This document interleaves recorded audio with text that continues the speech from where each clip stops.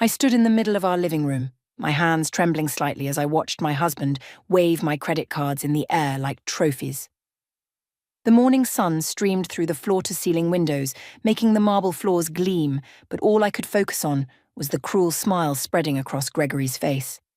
"I've cancelled all your cards," he announced, his voice dripping with satisfaction.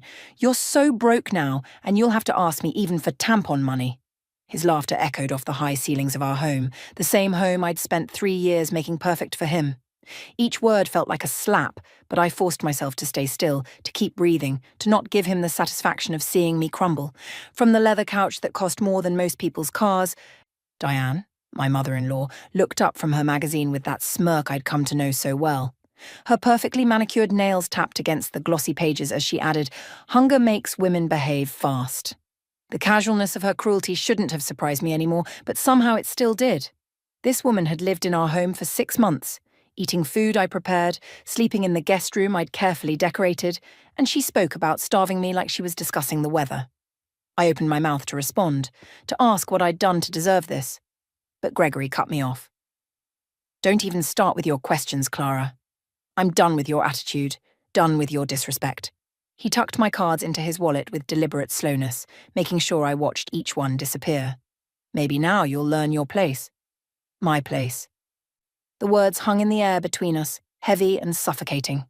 This morning had started like any other.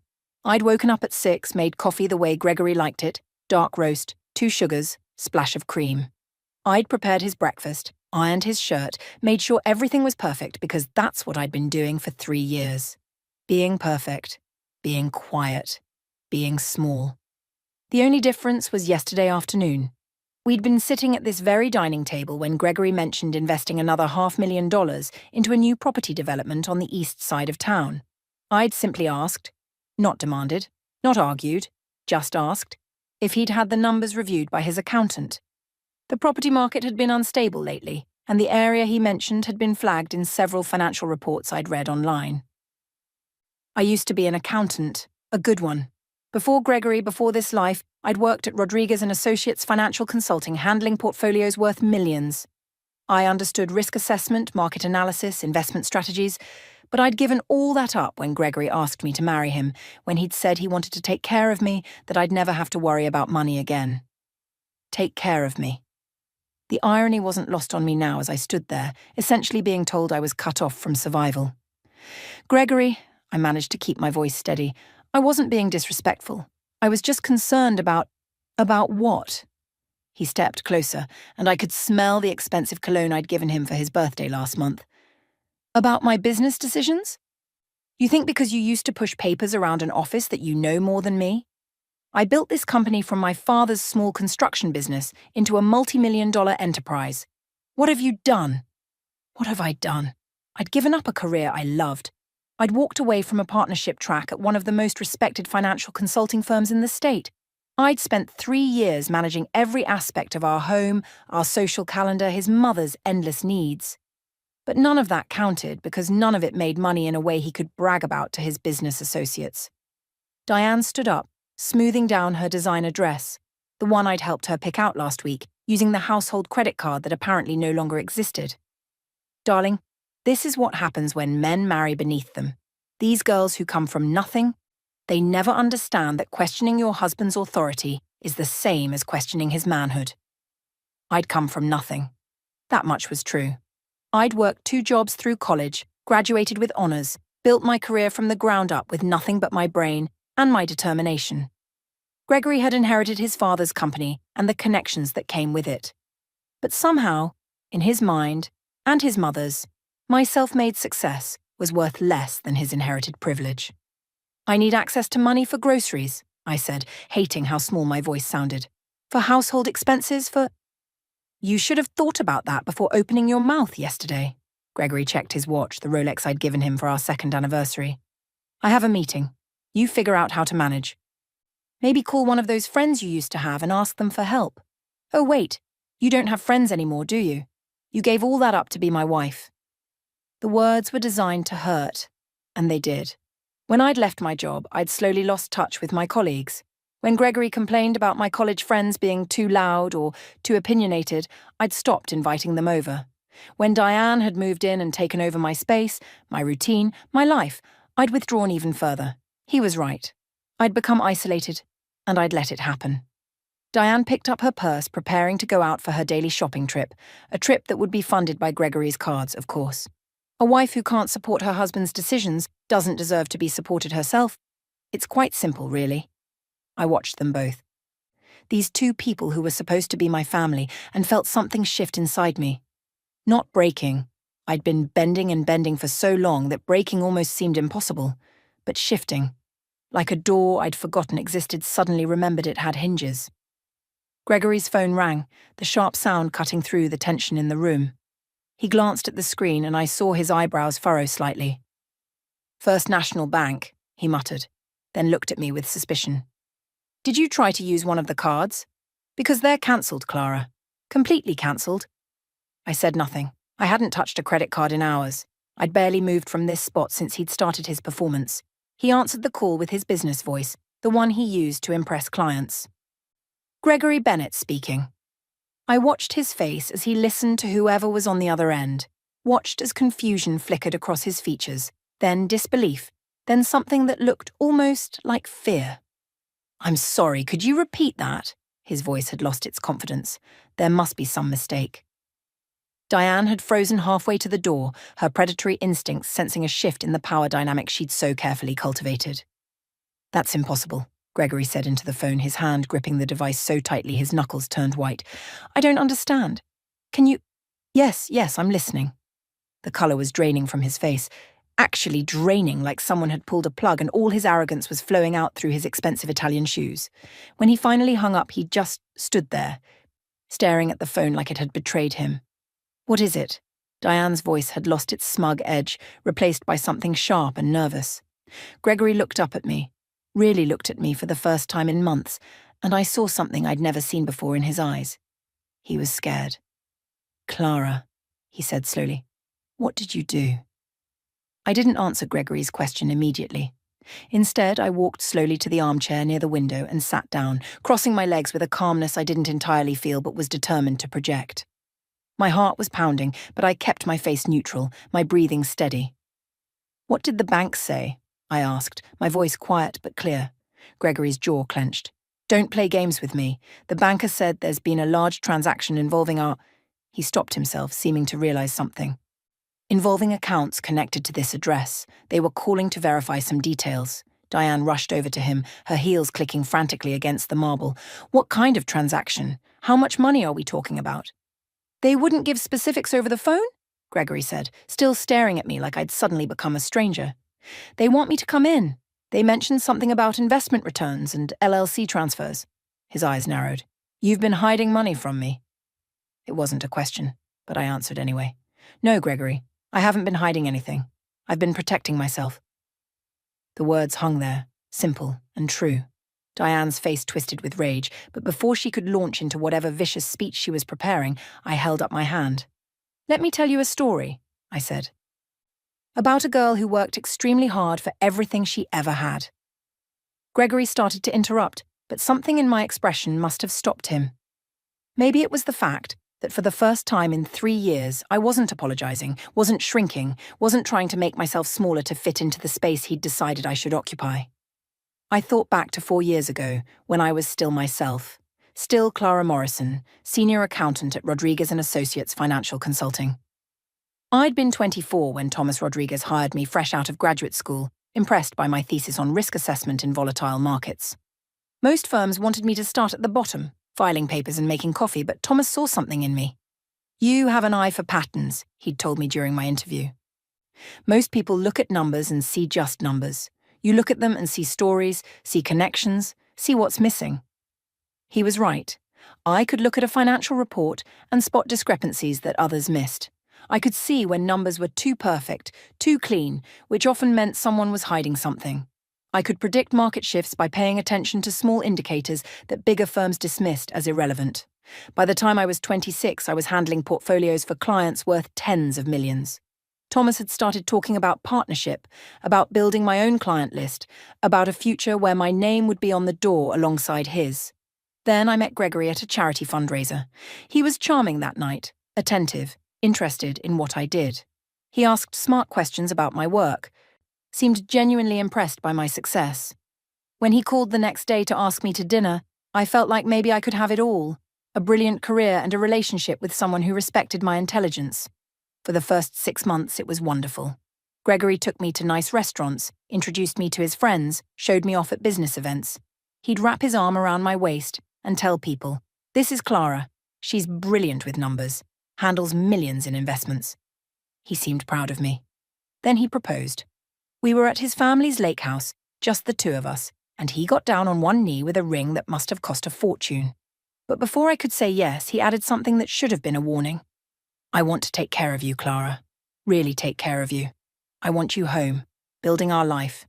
Not working 70-hour weeks for other people. You've proved yourself already. Now let me prove myself to you by giving you a life where you never have to worry about money again." He made it sound romantic, like he was rescuing me from something difficult instead of asking me to give up something I loved. And I was tired. Tired of the long hours.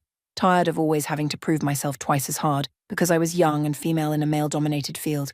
The idea of being taken care of being someone's priority, it sounded like peace. I was so stupid. No, that wasn't fair to myself. I wasn't stupid. I was hopeful. I wanted to believe that love meant partnership, that stepping back from my career would be temporary, that Gregory truly valued me beyond what I could contribute financially. Thomas had tried to warn me. The day I gave my notice, he'd called me into his office and closed the door. "Clara, I'm going to say something, and I need you to really hear me," he'd said, his expression serious. "Keep your accounts separate. Keep your investments in your own name. Keep your professional licenses current. Don't give anyone, no matter how much you love them, complete control over your financial survival." I'd laughed it off then, assured him Gregory wasn't like that we were partners. But Thomas had pressed a business card into my hand anyway. "Just in case," he'd said. "My door is always open if you need advice. Any kind of advice." I'd tucked that card away, thinking I'd never need it. The first year of marriage was good. Gregory was attentive, we travelled, he consulted me on business decisions. I managed our home, planned dinners for his clients, used the skills I'd developed in my career to help him organise his company's financial records. I felt useful, valued. The second year, things started to shift. Small comments about how I spent my days, questions about why the house wasn't cleaner when he came home, why dinner wasn't ready exactly when he wanted it. Suggestions that maybe I didn't understand business as well as I thought I did, since I'd only worked for a consulting firm, not run a company myself. Then Diane got sick. Minor surgery, she'd said, and she needed somewhere to recover. Just a few weeks, she'd promised. That was 6 months ago. With Diane in the house, everything changed faster. She'd whisper things to Gregory when she thought I couldn't hear. "She's gotten lazy without a job. She spends your money like it grows on trees. A real wife would be more grateful. You could have married the Patterson girl, you know. Her father owns half the commercial real estate downtown." Gregory started pulling away, started treating me like an employee he was disappointed in rather than a wife he loved. He stopped asking my opinion on anything. He started making unilateral decisions about our life, our money, our future. And I started to realize that Thomas had been right. 6 months ago, when I saw how bad things were getting, I dug through my old work bag and found that business card. My hands had shaken as I dialed the number. "Thomas Rodriguez. Thomas, it's Clara. Clara Bennett. My voice had cracked. "I think I need that advice now." We'd met for coffee the next day while Gregory was at work and Diane was at her book club. I'd told Thomas everything, and he'd listened without judgment, without saying, "I told you so," even though he had every right to. "The good news," he'd said finally, "is that you were smart enough to keep one account separate. The money you saved before the marriage is yours, legally and completely." I looked at Gregory now, standing in our living room, demanding answers. "What did you do, Clara?" he asked again. I smiled. "I remembered who I was before I became your wife." Gregory's face flushed red. "Stop talking in riddles and tell me what's going on." "Sit down," I said calmly. "Both of you." Diane let out a sharp laugh. "You don't give orders in this house, girl. You're nothing here. You have no money, no job, no—" "Sit down," I repeated. And something in my tone must have surprised them both because Gregory actually moved toward the couch. Diane followed, though her expression was murderous. I stood up and walked to the window, looking out at the perfectly manicured lawn, the fountain Gregory had insisted on installing last year, the expensive cars in the driveway, all symbols of wealth, of success, of power. But symbols were just that, symbols. Real power was something else entirely. When I left Rodriguez and Associates 3 years ago, I had about $200,000 in savings and investments, I began. I'd been working since I was 16, saving every penny I could. I put myself through college, through graduate school, built my career from nothing. That money was mine, earned by my own work. And when we got married, Gregory, you insisted on a prenuptial agreement. To protect my business, Gregory snapped, which was the smart thing to do. It was, I agreed. And that prenup very clearly stated that any assets either of us brought into the marriage would remain separate property. Your business stayed yours. My savings stayed mine. Diane leaned forward. $200,000? Is that what this is about? Honey, Gregory makes that in a quarter. That's nothing. You're right, I said. 200,000 was nothing compared to what Gregory was making, but it was something to me. It was my safety net, my emergency fund, my proof that I'd built something on my own. I turned to face them.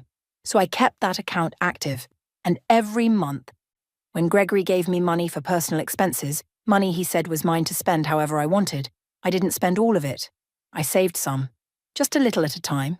$50 here, $100 there.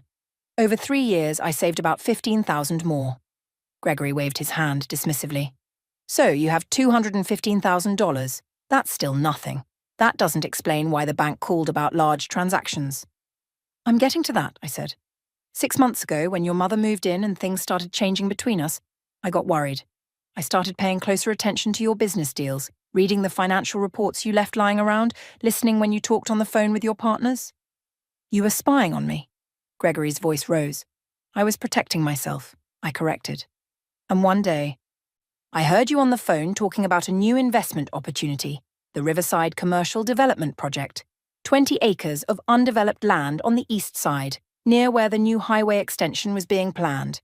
You were excited about it, said it was going to triple in value once the highway was approved. I watched recognition dawn on Gregory's face. I did my research, I continued. I looked at the plans, the zoning reports, the traffic studies, and I realized you were right. It was an excellent investment, the kind of opportunity I would have recommended to my clients back when I was working. Diane's eyes narrowed. What did you do? I called Thomas Rodriguez, my former boss. I asked him if he could help me understand how to make an investment without it being in my name directly. He explained LLCs, limited liability companies, how someone could set one up, use it to make investments, keep their identity private. Gregory stood up abruptly. You didn't. I did, I said simply. Thomas helped me establish an LLC called Morrison Holdings. Morrison was my maiden name, so it was legitimate. I used my savings, my separate property from before the marriage, and I invested in the Riverside project. I bought in 2 months before you did, Gregory, when the price per acre was lower. I secured a 30% stake in the development. The silence in the room was deafening. That's impossible, Gregory finally said, but his voice lacked conviction. That project was invitation only. You couldn't have just... Thomas Rodriguez still has connections, I said. He made some calls. Vouched for Morrison Holdings as a serious investor with liquid capital. They were happy to take my money. Diane's face had gone pale. How much are we talking about? The project just sold, I said. The highway was approved last month, and a major retail developer bought the entire property. Everyone who invested made a profit. Your 30% stake, Gregory, netted you about $800,000. Congratulations. And you, his voice was barely a whisper. My 30% stake, which was actually slightly larger than yours because I bought in earlier, netted me just over $2 million. The bank called because the wire transfer just cleared into my account this morning. Gregory sank back onto the couch like someone had cut his strings. Diane's mouth opened and closed, but no sound came out. $2 million, Gregory repeated. You have $2 million. I do, I confirmed. In an account that's solely in my name, funded by investments I made with my separate property.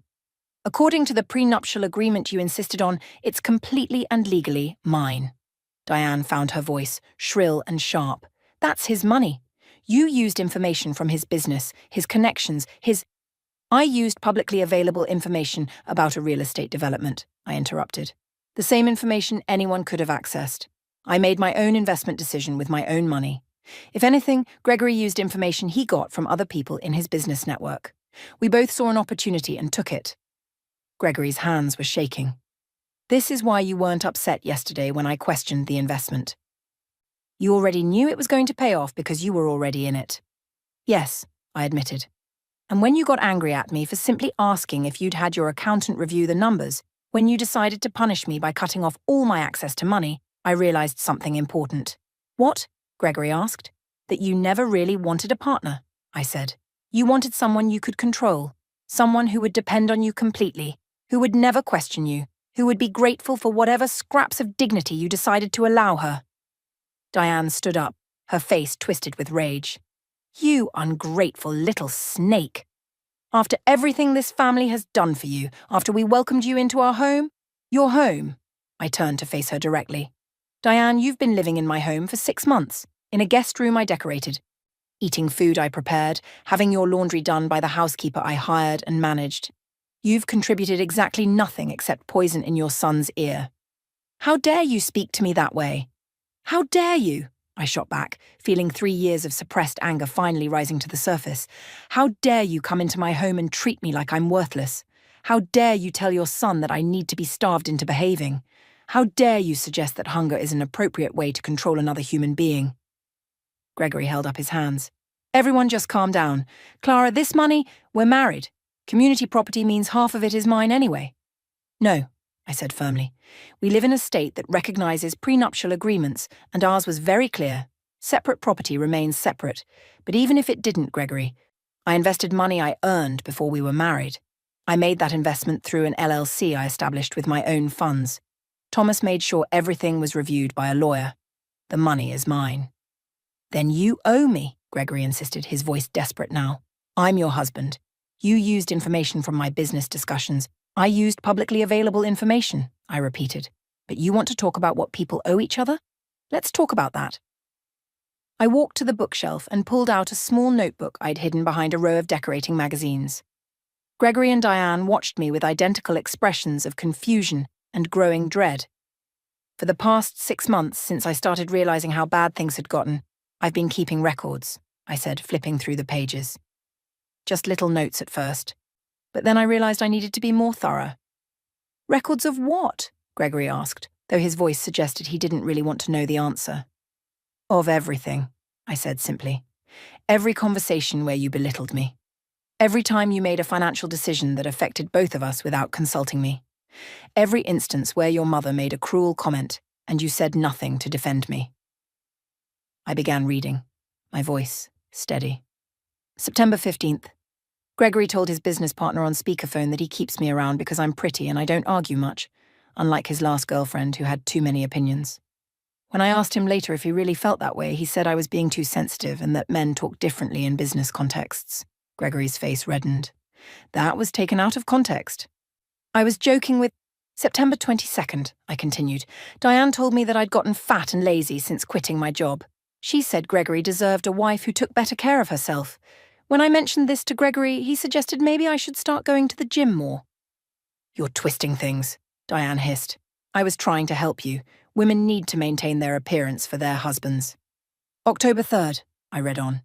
Gregory cancelled the pottery class I'd signed up for without asking me. He said it was a waste of money and I should focus on more important things, like redecorating the guest bathroom. When I said I'd paid for the class with my personal allowance, he said my allowance comes from him, so every dollar I spend is his decision. The notebook was full of entries like this. 3 months of careful documentation, each incident dated and detailed. Gregory's face grew darker with each entry I read, but not with shame, with anger at being caught. You were documenting our marriage like some kind of spy, he accused. That's insane, Clara. Normal wives don't do that. Normal husbands don't threaten to starve their wives into obedience, I countered. But I have more than just my notebook. I pulled out my phone and began scrolling through screenshots. 2 weeks ago, I accessed your mother's phone when she left it unlocked on the kitchen counter. I found her text messages with her friend Margaret quite revealing.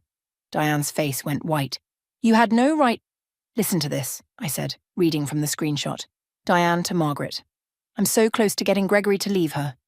Once he realizes how useless she is, he'll see that the Patterson girl would be a much better match. Her father's connections could triple Gregory's business. Margaret responds, How are you managing it? Diane replies, Little comments here and there, making him see how she questions his authority, how she doesn't contribute anything real. Men are easy to manipulate when you wound their pride. I looked up at Diane. You've been systematically trying to destroy my marriage so your son could marry someone whose family would be more useful to him. This wasn't about Gregory's happiness or even about me being a good wife. This was about business connections and social climbing. Diane's mouth opened and closed like a fish gasping for air. Gregory turned to look at his mother, something shifting in his expression. Mom, is that true? I was looking out for your best interests, Diane said quickly. You could do so much better than... Better than what? I interrupted. Better than a woman who loved your son, who gave up her career for him, who made his home comfortable and his life easier. Or better than someone without the right last name and the right connections. Gregory stood up, pacing now, running his hands through his hair. This is insane. All of this. Clara, you can't just... You're my wife. We're supposed to be a team. A team? I felt bitter laughter bubble up. Gregory, you cancelled all my credit cards and told me I'd have to beg you for tampon money. Your mother said hunger would make me behave. Does that sound like a team to you? I was angry, he said, but his voice lacked conviction. You questioned me in front of... I asked a simple question about a business investment, I said, in private, at our own dinner table. And you responded by trying to take away my ability to feed myself or take care of basic needs. That's not anger, Gregory, that's abuse. The word hung in the air between us. Gregory flinched like I'd slapped him. I never hit you, he said defensively. There are many ways to hurt someone without raising a hand, I replied quietly. Taking away someone's financial independence, isolating them from friends and career, making them feel worthless and dependent. Those are all forms of control, and control is abuse. Diane stood up, grabbing her purse. I don't have to listen to this nonsense. Gregory, are you going to let her speak to me this way? Actually, Diane, you do have to listen, I said. Because here's what's going to happen. I've paid for 3 months at the Riverside Extended Stay Hotel. It's a nice place, comfortable, with a kitchenette and weekly housekeeping. Your things are already packed. I had a service come this morning while you were at your hair appointment.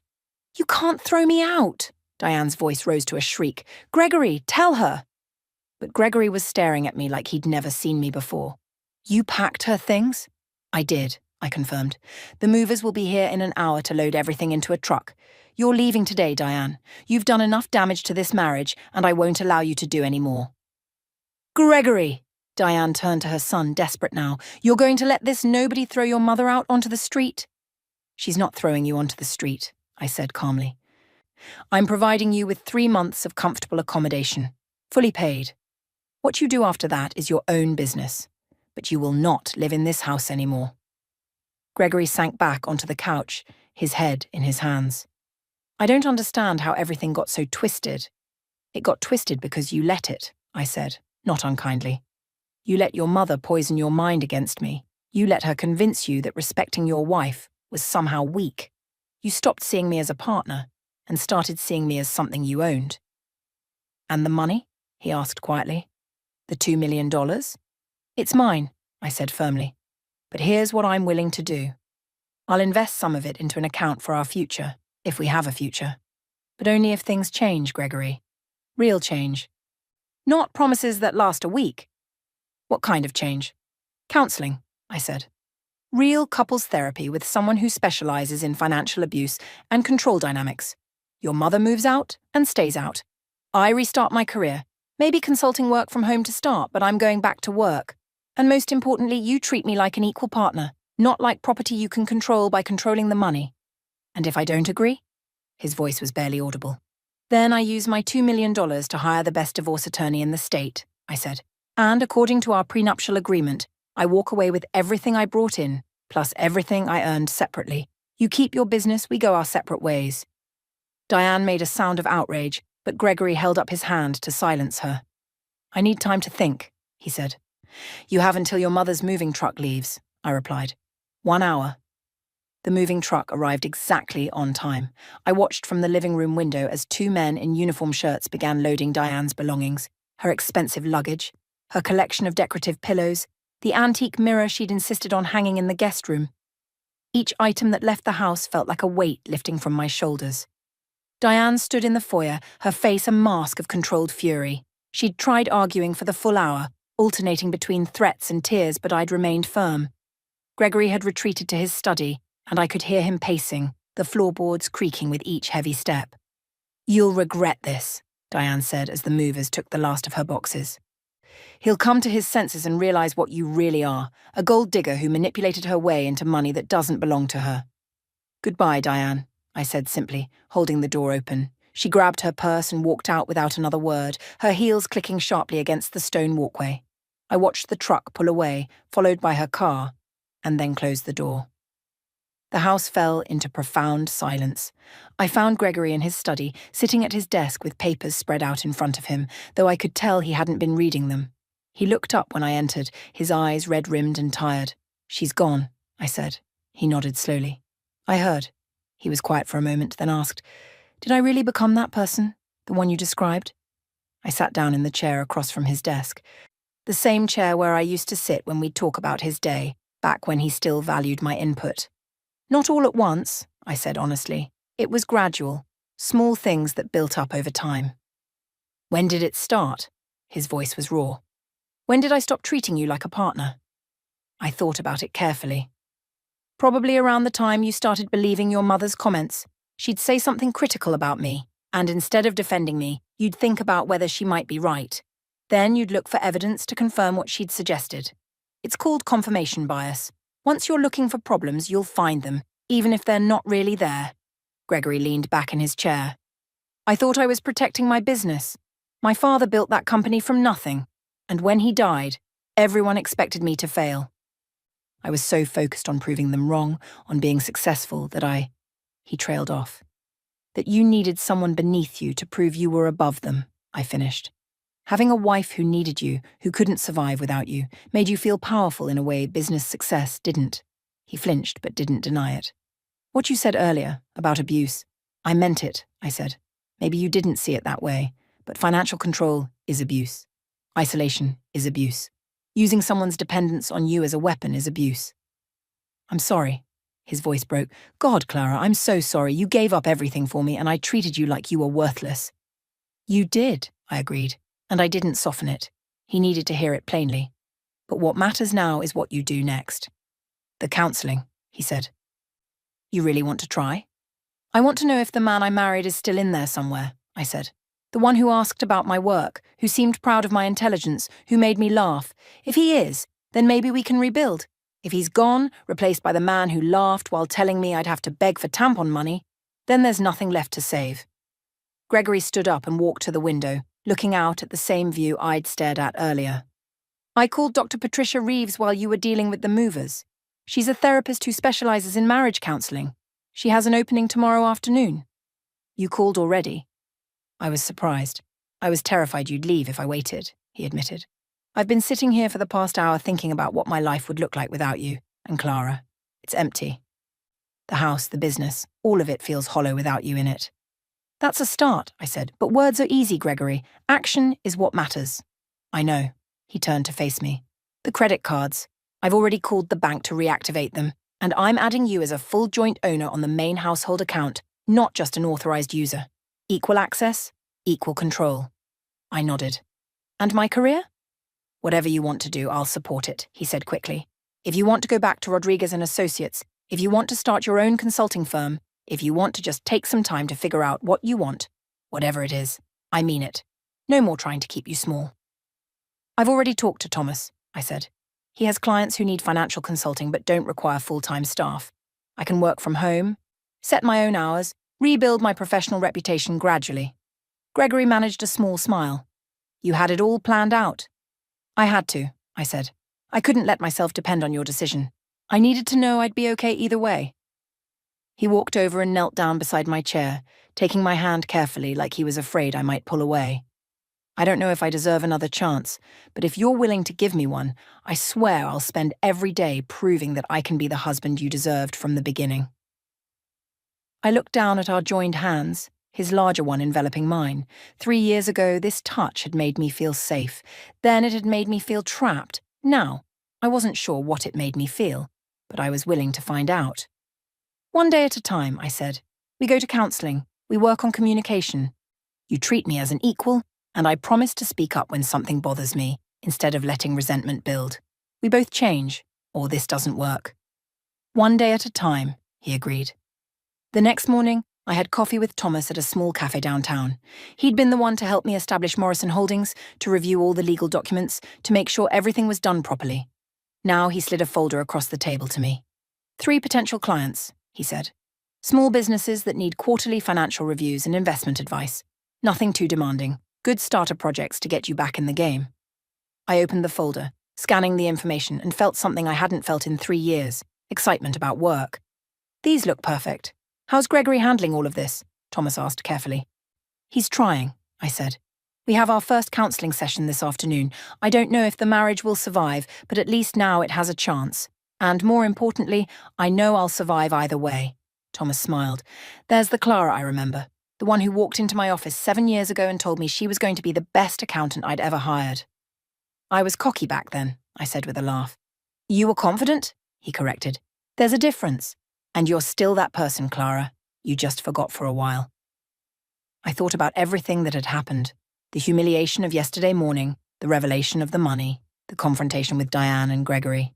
I thought about the fear and uncertainty, but also about the strength I'd found buried beneath 3 years of making myself small. I won't forget again, I said. That evening, Gregory and I sat in Dr. Reeves's office, nervous and unsure. The counsellor was a woman in her 50s with kind eyes and a no-nonsense demeanour. Tell me, she said, looking at both of us. Why are you here? Gregory and I exchanged glances. Then together we began to talk. It wasn't a fairy tale ending. There was no magical moment where everything was fixed, no dramatic reconciliation where all the pain disappeared. Instead, there was just the difficult, messy work of 2 people trying to figure out if they could build something new from the broken pieces of what they'd had. Some days were harder than others. Sometimes Gregory slipped back into old patterns and I had to remind him. Sometimes I withdrew instead of communicating and he had to draw me out. But slowly, week by week, session by session, we started to find our way. 3 months later, I signed my first contract with a new client, a small tech startup that needed help structuring their financial growth plan.